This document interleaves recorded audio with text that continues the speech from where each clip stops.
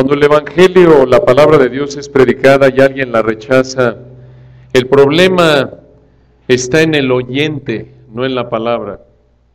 Y esa es una verdad vital que encontramos a lo largo de las Escrituras.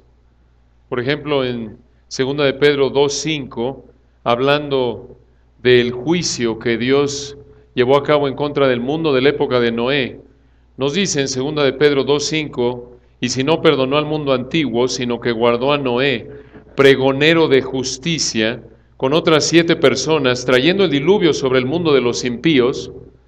Y ahí la palabra pregonero de justicia se refiere a predicador de justicia. Esto es, de acuerdo con Génesis 6:3, Noé, mientras preparaba el arca, mientras construía el arca a lo largo de 120 años de construcción, estuvo predicando, llamando al arrepentimiento al mundo de impíos que lo rodeaba, y fue un hombre de Dios porque nos dice en Génesis capítulo 6 que él fue un hombre que había sido declarado justo por la fe únicamente, había hallado gracia a los ojos de Dios, y Hebreos 11 lo confirma. Él fue un hombre de Dios que predicó la palabra de Dios, y por la gracia de Dios, nos dice Génesis 6:8, Noé halló gracia ante los ojos de Jehová. Y en Génesis 7:1 dijo luego Jehová a Noé, entra tú y toda tu casa en el arca, porque a ti he visto justo delante de mí en esta generación. Fue declarado justo por la fe únicamente, por gracia únicamente, como cualquier creyente a lo largo de la historia. Fue un hombre de Dios que predicó la palabra de Dios a lo largo de 120 años, llamando al mundo de su época a que se arrepintiera. Sin embargo, ¿cuántos respondieron? ¿Cuántos fueron los que fueron salvados en el arca? 8 personas. 8 personas. Él predicó la palabra de Dios, la rechazó la humanidad, excepto por 8 personas, y de nuevo el problema no fue él, no fue su mensaje, fue la gente que quería aferrarse a su pecado. Siglos después encontramos el mismo problema con el reino de Judá, las 2 tribus del sur, poco antes de que fueran llevadas cautivas, allá por el 605 antes de Cristo, allá por el siglo VII antes de Cristo, Dios estuvo llamando a Judá, las 2 tribus del sur, recuerdan Benjamín y Judá, conocidas como el reino del sur, el reino de Judá, y les estuvo enviando profetas llamándolos al arrepentimiento una y otra vez. Y nos dice en 2 de Crónicas 36:15 que Jehová, el Dios de sus padres, envió constantemente palabra a ellos por medio de sus mensajeros, porque Él tenía misericordia de su pueblo y de su habitación. En otras palabras, Dios tuvo misericordia de su pueblo, de el templo. Sin embargo, a pesar de esto, nos dice 2 de Crónicas 36:16, mas ellos hacían escarnio de los mensajeros de Dios, esto es de los profetas, y menospreciaban sus palabras, burlándose de sus profetas, hasta que subió la ira de Jehová contra su pueblo y no hubo ya remedio. ¿Hubo algún problema con los profetas de Dios? ¿Hicieron algo mal ellos y por eso esa fue la causa por la que Israel lo rechazó? ¿Había algo mal en el mensaje que proclamaron y por ello el pueblo lo rechazó? Por supuesto que no. Y lo mismo vemos siglos después, cuando el Señor Jesús, recuerdan en Mateo capítulo 5 al 7, predica ese inmemorable sermón, el Sermón del Monte. Y recuerdan ustedes estas conocidas palabras al final del Sermón del Monte en Mateo 7, versículo 28. Y cuando terminó Jesús estas palabras, la gente se admiraba de su doctrina. Pero no nos dice que alguien se arrepintió. Solo se quedaron boquiabiertos, versículo 29, porque les enseñaba como quien tiene autoridad y no como los escribas.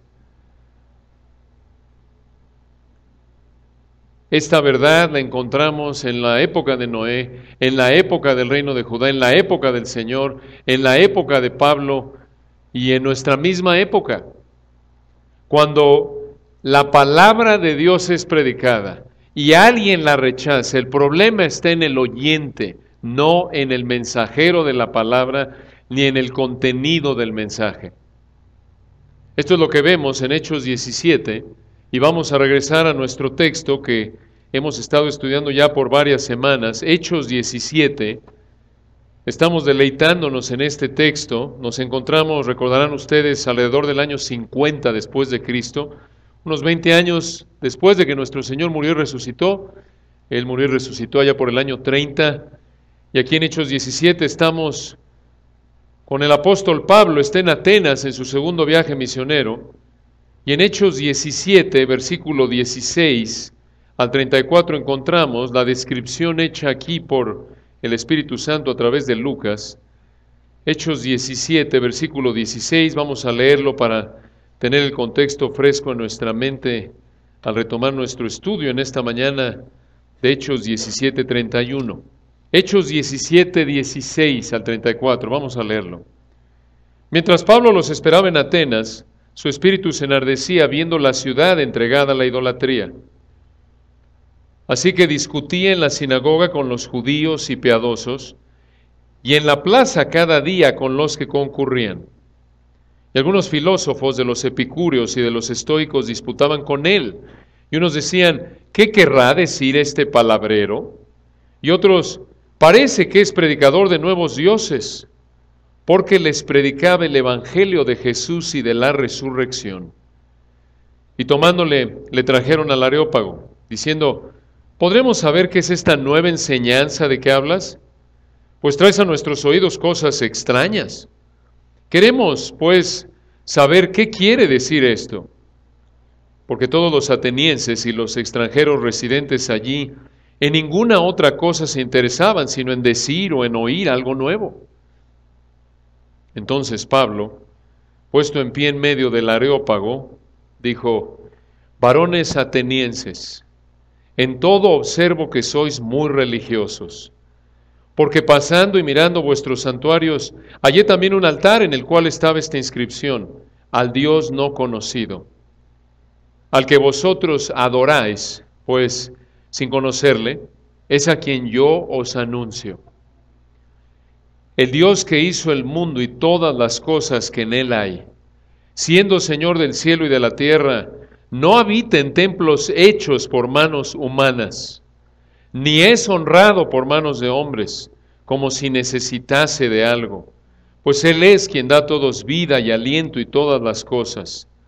Y de una sangre ha hecho todo el linaje de los hombres, para que habiten sobre toda la faz de la tierra, y les ha prefijado el orden de los tiempos y los límites de su habitación, para que busquen a Dios, si en alguna manera, palpando, puedan hallarle, aunque ciertamente no está lejos de cada uno de nosotros, porque en Él vivimos y nos movemos y somos. Como algunos de vuestros propios poetas también han dicho, porque linaje suyo somos. Siendo, pues, linaje de Dios, no debemos pensar que la divinidad sea semejante a oro, o plata, o piedra, escultura de arte y de imaginación de hombres. Pero Dios, habiendo pasado por alto los tiempos de esta ignorancia, ahora manda a todos los hombres en todo lugar que se arrepientan, por cuanto ha establecido un día en el cual juzgará al mundo con justicia, por aquel varón a quien designó, dando fe a todos con haberle levantado de los muertos. Pero cuando oyeron lo de la resurrección de los muertos, unos se burlaban y otros decían, ya te oiremos acerca de esto otra vez. Y así Pablo salió de en medio de ellos. Mas algunos creyeron, juntándose con él, entre los cuales estaba Dionisio el Areopagita, una mujer llamada Dámaris, y otros con ellos. En este gran texto, como recordarán, estamos estudiando 4 acciones clave que debes tomar para evangelizar un idólatra. Un idólatra, hemos explicado, de acuerdo con la palabra de Dios, es alguien que tiene un concepto, práctica no bíblica acerca de quién es Dios y cómo acercarse a Dios, cómo obedecer a Dios. Dijimos en primer lugar, siguiendo el patrón de Pablo, que si vas a evangelizar un idólatra, y toda persona es idólatra por naturaleza, toda persona adora o vive para algo que no es el Dios verdadero de las Escrituras, hasta que viene con una fe arrepentida a Dios a través del Señor Jesucristo, su vida y obra únicamente. Y dijimos que la primera acción clave que debes tomar para evangelizar un idólatra es: recuerda la condición perdida del idólatra. No te deslumbres por su moralidad externa, no te deslumbres por sus méritos externos. Recuerda que estás separado de Dios, así como lo vimos en el versículo 16 con Pablo, mientras él estaba esperando a Silas y a Timoteo en Atenas, en Hechos 17-16, su espíritu se enardecía viendo la ciudad entregada a la idolatría, a pesar de que estaba en Atenas, la cuna religiosa, académica, de sofisticación de la época. No se deslumbró por esto, sino vio Atenas como Dios la veía, una ciudad idólatra, condenada al infierno por estar separada de Dios, como lo manifestaba toda su multiplicidad de dioses falsos, tantos dioses falsos. Recuerdan que versículo 22, Pablo reconoció que eran muy religiosos. Versículo 23, él dijo que tenían muchos santuarios, inclusive un altar en el cual estaba la inscripción al Dios no conocido. Tenían tantos que en caso de que les hubiera faltado alguno, le dedicaron uno al Dios no conocido. Entonces, en primer lugar, recuerda la condición perdida del idólatra, versículo 16. Seguimos repasando brevemente. En segundo lugar, busca oportunidades para predicarle al idólatra. Lo vimos en los versículos 17 al 21. Pablo lo hizo, versículo 16, está cargado por ver a la ciudad entregada a la idolatría y no se queda cruzado de brazos, sino que versículo 17, así que discutía en la sinagoga con los judíos y piadosos y en la plaza cada día con los que concurrían. Y a pesar de que lo menospreciaban, versículo 18, le decían que era un palabrero, él predicaba al final del 18 el evangelio de Jesús y de la resurrección. Y eran personas curiosas, versículo 19, por eso le tomaron, le trajeron al Areópago, esa corte que juzgaba juicios civiles y por lo que vemos aquí también religiosos. Se encontraba ahí, era un monte pequeño que se encuentra aún en la actualidad allá a los pies del Partenón, ahí en Atenas, en Grecia. Lo traen ahí y por curiosidad realmente, nos dice el versículo 21, querían saber qué era lo que estaba predicando, y entonces encontramos la tercera acción clave que debes tomar para evangelizar a un idólatra. No solo recuerdas su condición, no solo buscas oportunidades conforme Dios te las da para predicarle el evangelio, sino que en tercer lugar, predica el evangelio sin alteraciones al idólatra. Y eso es lo que estamos estudiando en los versículos 22 al 31. Y recordarán que ya Pablo en Hechos 17, estudiamos a detalle, en los versículos 24 al 25 les predica a Dios como el creador y sustentador. En el 26 a Dios como el soberano. En el 27 al 29 a Dios como el salvador. Y en los versículos 30 a 31 como juez. Dios como juez. Y nos quedamos en esto, la semana pasada, en el versículo 31. Observen el versículo 30 y 31. Pablo aquí está cerrando ya su sermón. Vamos a leer el 30, aunque ya lo estudiamos a detalle la semana pasada. Y aquí concluye su sermón magistral Pablo diciéndole a estos atenienses ahí en el Areópago alrededor del año 50, Hechos 17:30, pero Dios, habiendo pasado por alto los tiempos de esta ignorancia. ¿Qué ignorancia? Su ignorancia manifestada en el altar del versículo 23, al Dios no conocido. Versículo 30, ahora manda a todos los hombres en todo lugar que se arrepientan.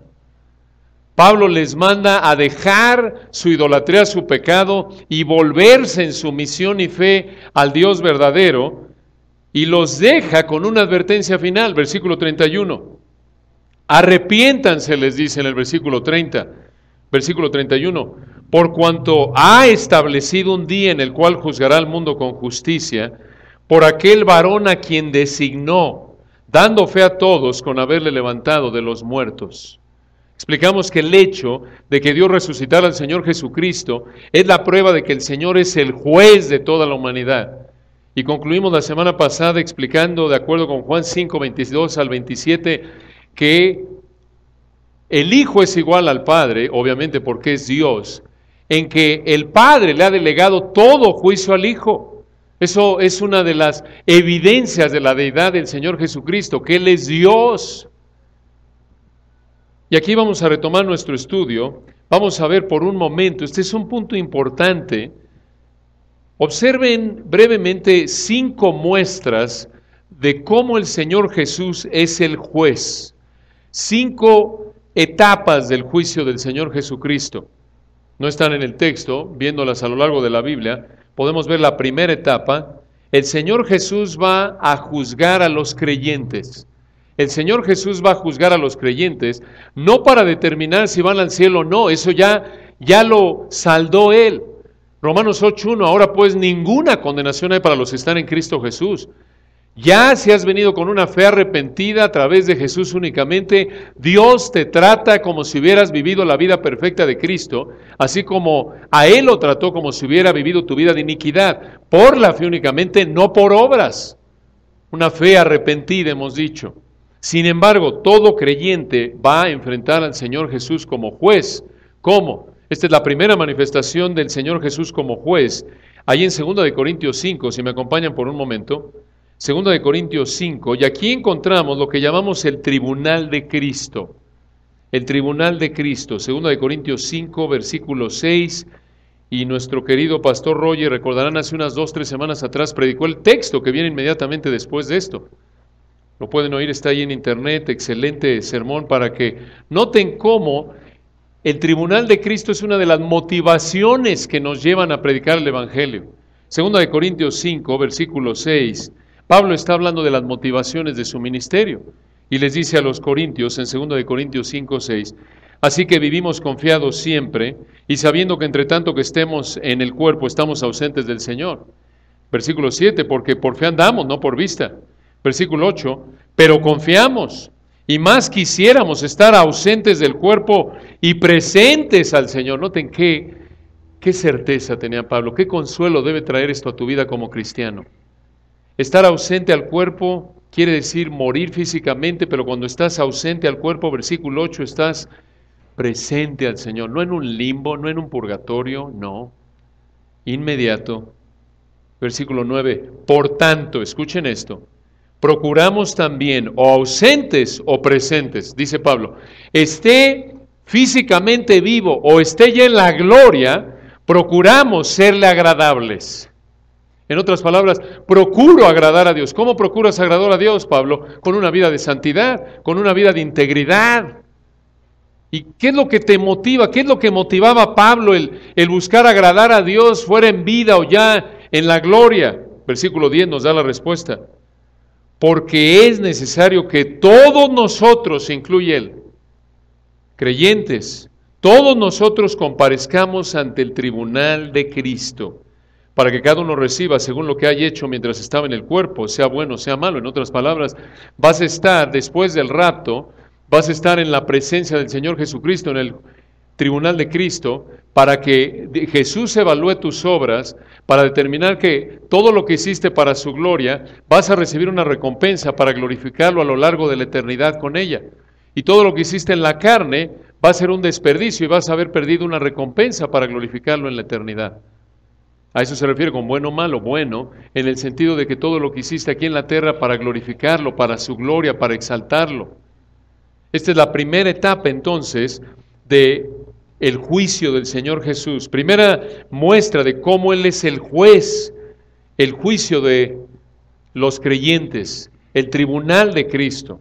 La segunda etapa la vemos en Apocalipsis 5. Esta segunda de 5 etapas del Señor Jesús como juez, la vemos cuando desate sus juicios en contra de esta tierra durante el periodo futuro que la Biblia llama la tribulación de 7 años. Apocalipsis 5, acompáñenme a este texto que es impresionante. Apocalipsis 5, versículo 1. Observen aquí cómo el Señor Jesús está actuando otra vez como juez. Lo cual, por cierto, de manera implícita, y es obvio decirlo, sin embargo lo mencionamos, aunque ya lo vimos en el texto de Hechos 17, versículo 31, sabemos que el Señor Jesús está vivo porque nos va a juzgar en el tribunal de Cristo, en su tribunal. Sabemos que está vivo porque Él, que resucitó de los muertos, por lo que va a hacer en el futuro, al juzgar a esta tierra por todo su pecado, como lo vemos aquí en Apocalipsis 5, obsérvenlo. Apocalipsis 5, versículo 1.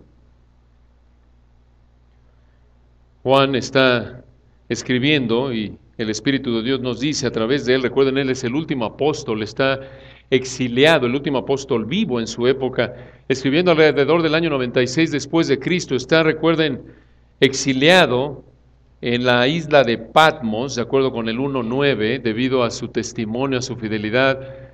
Y noten, el Señor le da aquí una revelación del Señor Jesús, de la culminación de la historia, del plan de redención, y dice en Apocalipsis 5:1, nos lleva al cielo, y dice Juan, y vi en la mano derecha del que estaba sentado en el trono, este es el Padre, un libro, un rollo es la idea, escrito por dentro y por fuera, sellado con 7 sellos. Este rollo es el título de propiedad de la tierra, el testamento.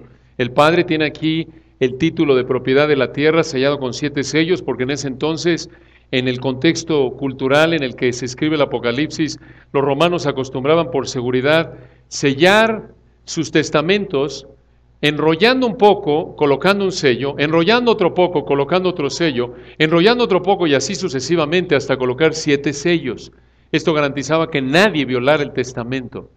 Entonces está sellado este testamento, este título de propiedad a la tierra. Y versículo 2 dice Juan, y vi un ángel fuerte que pregonaba a gran voz, ¿quién es digno de abrir el libro y desatar sus sellos?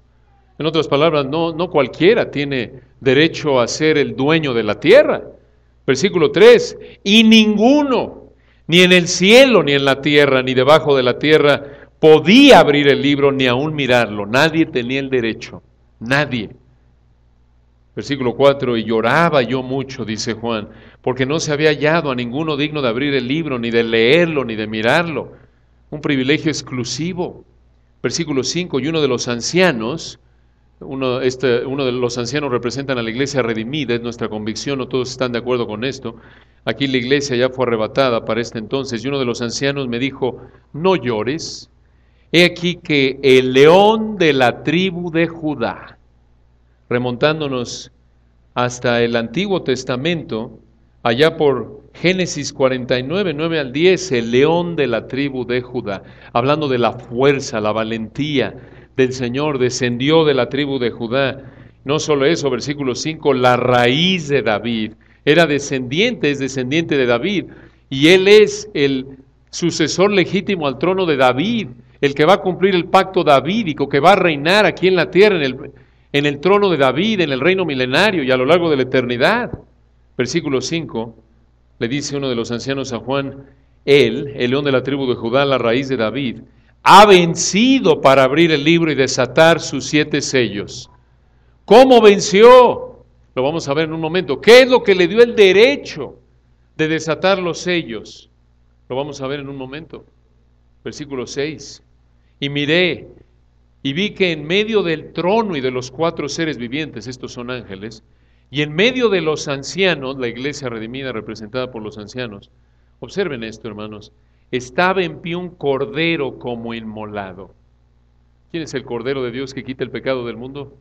Señor Jesús. ¿Por qué es llamado cordero? Porque apuntaban a él todos los corderos que eran sacrificados en la Pascua, siendo el único sacrificio mediante el cual Dios podría ofrecer redención a todos aquellos que vienen con una fe arrepentida a través de él.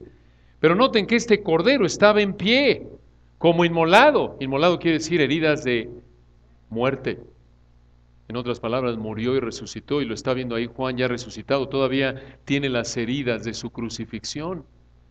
Y noten, es un cordero que está de pie, que tenía, versículo 6, 7 cuernos, 7 el número de la perfección en la Biblia. Cuernos se refiere a poder. Tiene poder este cordero, 7 ojos, los cuales son los 7 espíritus de Dios enviados por toda la tierra. Aparentemente el espíritu séptuple de Dios apunta a la plenitud del espíritu, una de las maneras en las que se puede tomar esto. Y versículo 7, y vino, noten, este no es un animal, es lenguaje figurado. Vino, el cordero vino y tomó el libro de la mano derecha del que estaba sentado en el trono. Este cordero se acerca al trono y toma ese testamento, el título de propiedad de la tierra, de Dios Padre por implicación se lo entrega. Algunos dirán, oye, pero qué osado, ¿quién es este cordero para hacer esto? ¿Cómo se atreve? Versículo 8. Y cuando hubo tomado el libro, los 4 seres vivientes y los 24 ancianos se postraron, escuchen esto, delante del Cordero. Todos tenían arpas, van a alabar, aquí va a empezar un concierto de música, de alabanza, y copas de oro llenas de incienso, que son las oraciones de los santos. Los santos a lo largo de la historia, los creyentes, clamando a Dios porque consume ya su plan de redención. Dios va a responder. Versículo 9, ha llegado el momento de actuar. Versículo 9, y cantaban un nuevo cántico. Este es un cántico que alaba a Dios por su salvación, diciendo, versículo 9, digno, le dicen al Cordero, eres de tomar el libro y de abrir sus sellos. ¿Qué le dio al Señor Jesús el derecho de abrir, de tomar el título de propiedad de la tierra y de abrir sus sellos? Versículo 9 nos dice, porque tú fuiste inmolado y con tu sangre nos has redimido para Dios de todo linaje, lengua, pueblo y nación. Aquí están los creyentes que están ahí en la gloria, alabando al Señor, versículo 10, y nos has hecho para nuestro Dios reyes y sacerdotes, y reinaremos sobre la tierra. Eso es lo que vamos a hacer, eso somos nosotros, sacerdotes, porque tenemos acceso a Dios, y en el Antiguo Testamento solo el sumo sacerdote podía entrar al lugar santísimo una vez al año, y nosotros vivimos en la presencia de Dios gracias a lo que Jesús ha hecho. Y reinaremos sobre la tierra junto con el Señor, versículo 11, y miré, y oí la voz de muchos ángeles alrededor del trono, y de los seres vivientes, y de los ancianos, y su número era millones de millones, esto no podía ni contarlos, que decían a gran voz, versículo 12, el Cordero que fue inmolado es digno de tomar el poder, las riquezas, la sabiduría, la fortaleza, la honra, la gloria y la alabanza, versículo 13, y a todo lo creado que esté en el cielo y sobre la tierra, y debajo de la tierra, y en el mar, y a todas las cosas que en ellos hay. Oí decir, esto es toda la creación, al que está sentado en el trono y al Cordero, al mismo nivel, Dios Padre y el Cordero, a los dos por igual, versículo 13 al final, sea la alabanza, la honra, la gloria y el poder por los siglos de los siglos. Versículo 14, los cuatro seres vivientes decían amén, y los 24 ancianos se postraron sobre sus rostros y adoraron al que vive por los siglos de los siglos. Noten qué escena, este es el cielo. Pero observen todo esto para decir lo siguiente, capítulo 6, versículo 1. Vi cuando el Cordero abrió uno de los sellos. Recuerden, son 7, de acuerdo con lo que vimos ahí en el 5.1. ¿Por qué lo hace? Él tiene la autoridad, él tiene el derecho, recibió el título de propiedad de la tierra, y aquí empieza a actuar el Cordero como juez. Y lo que hace es que el Cordero, 6.1, vi cuando el Cordero abrió uno de los sellos, yo oí a uno de los cuatro seres vivientes decir como con voz de trueno, ven y mira, y a partir de ahí escuchen esto, del capítulo 6.1 de Apocalipsis hasta el 19.21, vemos los juicios de la tribulación, 7 sellos, el séptimo sello contiene las 7 trompetas, la séptima trompeta contiene las 7 copas. Todos estos son juicios que desatan la furia de Dios contra la tierra a lo largo de 7 años, en los últimos 3.5 más intensos. ¿Quién está ejecutando estos juicios? ¿Quién los va a ejecutar?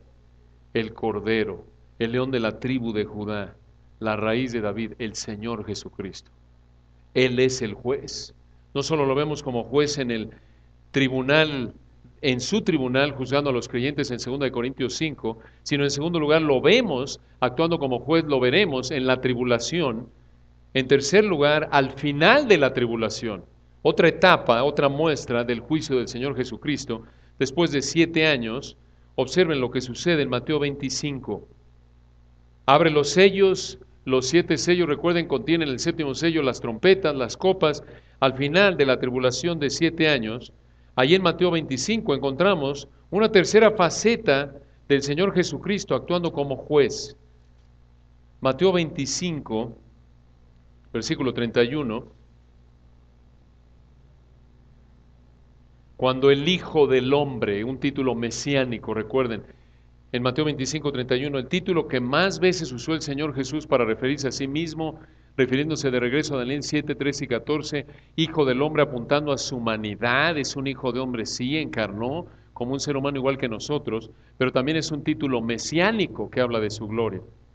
Y noten lo que dice aquí, esta escena es después de los 7 años de tribulación, cuando el Señor regresa Ahí en Apocalipsis 19, Mateo 25, 31, cuando el Hijo del Hombre venga en su, ¿qué? Gloria. Esta es la segunda venida. Y aquí en el contexto, Mateo 24, 25 está hablando de la segunda venida. Esto lo sabemos recordándoles porque en Mateo 24, 3, estando él sentado en el monte de los olivos, este es el discurso del monte de los olivos, Mateo capítulos 24 y 25. Los discípulos en Mateo 24, 3 se le acercaron aparte diciendo, dinos, ¿cuándo serán estas cosas? ¿Y qué señal habrá de tu venida y del fin del siglo? Y parte de esa respuesta del Señor, la respuesta más larga a cualquier pregunta que alguien le hizo, recuerdan, lo estudiamos a detalle en Mateo hace años atrás, le responde, les da el discurso del Monte de los Olivos, Mateo capítulos 24 y 25, y en Mateo 25, 31 está cerrando este discurso, y les dice, Mateo 25, 31, cuando el Hijo del Hombre venga en su gloria, y todos los santos ángeles con él, entonces se sentará, ¿en dónde? En su trono de gloria, esto es ya en la tierra, al principio de su reino milenario. Versículo 32, y serán reunidas delante de él todas las naciones, todos los sobrevivientes de la tribulación, y apartará los unos de los otros, como aparta el pastor las ovejas de los cabritos, y pondrá las ovejas a su derecha y a los cabritos a su izquierda. ¿Quiénes son las ovejas? Los creyentes genuinos, reflejando su fe genuina mediante obras de compasión hacia otros creyentes. Los cabritos a su izquierda son los incrédulos.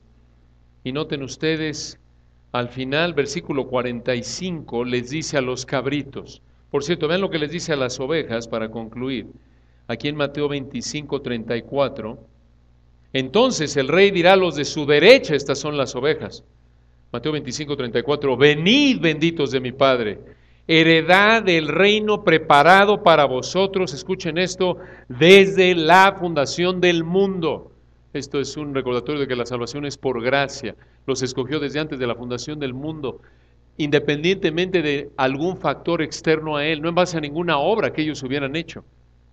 Pero el ser humano es responsable, tiene la responsabilidad de arrepentirse, y los que no se arrepintieron, observen versículo 45, los cabritos, aquellos incrédulos que salen de la tribulación, sobreviven después de los 7 años de juicios, de los sellos, recuerdan que acabamos de ver en Apocalipsis, sellos, trompetas y las copas. Mateo 25, 45, entonces le responderá, esto es a los cabritos, diciendo, de cierto os digo que en cuanto no lo hicisteis a uno de estos más pequeños, tampoco a mí lo hicisteis. De nuevo, no porque se ganan la salvación por obras, sino que demostraron que no tenían fe genuina por su falta de compasión hacia otros creyentes. Los pequeños aquí, recuerden, son creyentes, no cualquier persona. Versículo 46, escuchen esta aterradora conclusión. E irán estos, ¿quiénes son los estos? Los del versículo 45. Son los cabritos, versículo 41, son los de la izquierda. ¿Quiénes son los de la izquierda? Versículo 33, pondrá las ovejas a su derecha, los cabritos a su izquierda. Los cabritos, los incrédulos, los que se rehusaron a arrepentirse y entregar su vida a Cristo y sobrevivieron la tribulación, versículo 46. E irán estos, los cabritos, al castigo eterno y los justos a la vida eterna. ¿Quiénes son los justos aquí? Las ovejas. Aquellos declarados justos únicamente por la fe arrepentida en base a la vida y obra de Cristo, nada más. Noten, por cierto, versículo 46, para aquellos que promueven el aniquilacionismo, la idea de que una vez que alguien muere ya deja de existir. No, señor, versículo 46, irán estos al castigo eterno y los justos a la vida eterna. El castigo, y es misma palabra usada en el griego aquí, la vida en la gloria será eterna para aquellos que son creyentes, igual de eterno que será el castigo para aquellos que están en el lago de fuego eterno. Entonces el Señor muestra que Él es juez en primer lugar en su tribunal, 2 Corintios 5, en segundo lugar al desatar los juicios en la tribulación, 7 años, en tercer lugar en el juicio de las ovejas y los cabritos después de los 7 años de tribulación, comenzando el milenio, y a lo largo del milenio, Él es el juez. Esta es la cuarta faceta en el milenio. Él es el rey, ya lo vemos aquí, una probada de esto en Mateo 25, 31. El Hijo del Hombre, cuando Él venga en su gloria y todos los santos ángeles con Él, entonces se sentará en su trono de gloria. y quieren ver qué va a estar haciendo. Aquí vemos una muestra, esto es al principio, pero a lo largo del milenio, del periodo de 1000 años aquí, su reino, primera fase de su reino, 1000 años aquí en la tierra y después cielos nuevos y tierra nueva. A lo largo de su reino, vayan al Salmo 2 para que vean cómo va a actuar el juez, el Rey perfecto. Salmo 2, un hermoso salmo, uno de los pocos pasajes en la Biblia que nos da una idea de la comunicación intertrinitaria que existe entre las personas de la Trinidad. Aquí está hablando el Padre y el Hijo. Salmo 2, versículo 1. Salmo 2, 1. ¿Por qué se amotinan las gentes y los pueblos piensan cosas vanas? Versículo 2. Esta es la actitud de la humanidad contra Dios. Noten, rebelión, hostilidad. Salmo 2:2. Se levantarán los reyes de la tierra y príncipes consultarán unidos contra Jehová y contra su ungido, diciendo, ¿quién es el ungido aquí? Obsérvenlo. Versículo 3. Rompamos sus ligaduras y echemos de nosotros sus cuerdas. No queremos sujetarnos a Dios ni a su ungido. Y noten la respuesta de Dios, versículo 4. El que mora en los cielos se reirá. Esto es en juicio. El Señor se burlará de ellos. Versículo 5. Luego hablará ellos en su furor y los turbará con su ira. Versículo 6. Pero yo he puesto mi rey sobre Sión, mi santo monte. Versículo 7. Yo publicaré el decreto. Jehová me ha dicho, mi hijo eres tú. Yo te engendré hoy. Noten, Jehová me ha dicho, mi hijo eres tú. Ahí en el versículo 7. Jehová. Versículo 8, ¿tiene un hijo? Está hablando aquí del hijo. Versículo 8, pídeme y te daré por herencia a las naciones. Esto es, el padre le dice al hijo, y como posesión tuya los confines de la tierra. Versículo 9, los quebrantarás o los regirás, se puede traducir esa palabra, con vara o con cayado de hierro. Esa es la idea. Entonces, la idea aquí, hermanos, es que va a juzgar el Señor Jesús a lo largo del milenio. Esta es una escena de su reino en el milenio, con cetro o vara, se puede traducir en el hebreo, con vara de hierro, con cetro de hierro. ¿Qué quiere decir? Que su juicio va a ser inmediato, justo, perfecto. No va a haber impunidad en el milenio. Va a juzgar el crimen, la transgresión, el pecado de manera inmediata. Entonces, el Señor Jesús sí es el juez, en primer lugar en su tribunal, en segundo lugar a lo largo de la tribulación, en tercer lugar al final de la tribulación, en cuarto lugar a lo largo del milenio, y en quinto lugar, la última etapa de su juicio. Acompáñenme a Apocalipsis 20. Apocalipsis 20. Aquí ya el Señor regresó, recuerden, del 6 al 19 de Apocalipsis, 7 años de tribulación. En el capítulo 19 regresa, en el capítulo 20 tenemos el milenio, noten, Apocalipsis 27, por ejemplo, cuando los 1000 años se cumplan, Satanás será suelto de su prisión, el Señor juzga a Satanás, y noten esto, es impresionante, Apocalipsis 20, 11. Y vi un gran trono blanco, una pausa ahí, ¿por qué es blanco? Simboliza pureza. Hermanos, este es un juicio perfecto, santo. No hay parcialidad, no hay corrupción, no hay impunidad. Versículo 11, y vi un gran trono blanco, dice Juan. Esto es, recuerden, al final del milenio. Y al que estaba sentado en él, de delante del cual huyeron la tierra y el cielo, y ningún lugar se encontró para ellos. Esto es, Dios deshace la creación como la conocemos, como lo dice 2 de Pedro 3. Versículo 2, si vi a los muertos, dices, ¿cómo a los muertos, Juan? ¿Estás viendo cadáveres? No, no está viendo cadáveres. Grandes y pequeños, esto es de toda influencia, de todo estrato social, de pie ante Dios. ¿Muertos de pie? Sí, espiritualmente. Esta es la segunda resurrección. Dios aquí les da un cuerpo especial para ser atormentados en el infierno por toda la eternidad. Versículo 12, y los libros fueron abiertos. Y otro libro fue abierto, el cual es el libro de la vida. Y fueron juzgados los muertos por las cosas que estaban escritas en los libros, según sus obras. Y el mar entregó los muertos que había en él. Y la muerte y el Hades entregaron los muertos que había en ellos. Y fueron juzgados cada uno según sus obras. Versículo 14, y la muerte y el Hades fueron lanzados al lago de fuego. Esta es la muerte segunda.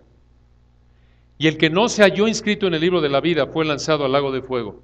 ¿Saben quién está juzgando? Capítulo 21, versículo 5. Apocalipsis 21, 5. Y el que estaba sentado en el trono dijo: He aquí yo hago nuevas todas las cosas. Y me dijo: escribe, porque estas palabras son fieles y verdaderas. Y me dijo: hecho está, yo soy el alfa y el omega, el principio y el fin. ¿Quién es? Vayan al capítulo 1 y vean quién es el que está en el trono, en el juicio del gran trono blanco. ¿Quién es el alfa y el omega? Apocalipsis 1, versículo 5. Apocalipsis 1:5, y de Jesucristo el testigo fiel, el primogénito de los muertos y el soberano de los reyes de la tierra, al que nos amó y nos lavó de nuestros pecados con su sangre y nos hizo reyes y sacerdotes para Dios su Padre. A él sea gloria e imperio por los siglos de los siglos. Amén. He aquí que viene con las nubes. ¿De quién está hablando? Señor Jesús. Y todo ojo le verá y los que le traspasaron, y todos los linajes de la tierra harán lamentación por él. Sí, amén. Versículo 8. Yo soy el alfa y el omega, principio y fin. ¿Quién es? Jesús. Impresionante, ¿no es cierto? Entonces, regresando a Hechos 17, y ya se nos está acabando el tiempo, hermanos. Estamos haciendo lo posible para acabar, pero no acabamos. Hechos 17:31. Cuando les dice Pablo aquí a los atenienses, les está diciendo que ellos podían conocer al Dios que no conocían, del versículo 23, mediante la fe arrepentida. Y de nuevo, hermanos, todos vamos a enfrentar al Señor Jesús como juez. Si has venido con una fe arrepentida, lo enfrentarás como tu juez por tus obras, esto es, para determinar tus grados de recompensa. Pero si no conoces a Jesús y mueres sin Él, lo enfrentarás en el juicio del gran trono blanco, con toda seguridad. Esta es una seria advertencia. Y la única manera que puedes enfrentarlo como tu juez amoroso en el tribunal de Cristo, que evalúe tus obras, no para condenación, es, como dice el versículo 30, arrepintiéndote, dejando tu vida de idolatría, dejando tu vida de pecado y sometiéndote a Él. Esta es la única manera en la que lo puedes enfrentar como juez. Esto es como juez benigno, como aquel que va a evaluar tu vida por las obras que Él produjo a través de la fe que Él te dio. De lo contrario, lo enfrentarás como el juez que te condenará a una eternidad de tormento. Oremos para terminar. Padre, gracias por el privilegio que nos diste de abrir tu palabra en esta mañana, y aunque no avanzamos tanto como queríamos, de nuevo estamos considerando estas verdades tan ricas, tan importantes en este sermón de Pablo. Nos asombra, Padre, ver tu poder, nos asombra, Señor Jesús, verte en la gloria de tu cielo. Nos postramos, Señor, como los ancianos y los ángeles allí en Apocalipsis 5, boquiabiertos ante tu poder, ante tu perfección, uniéndonos a ellos, adorándote,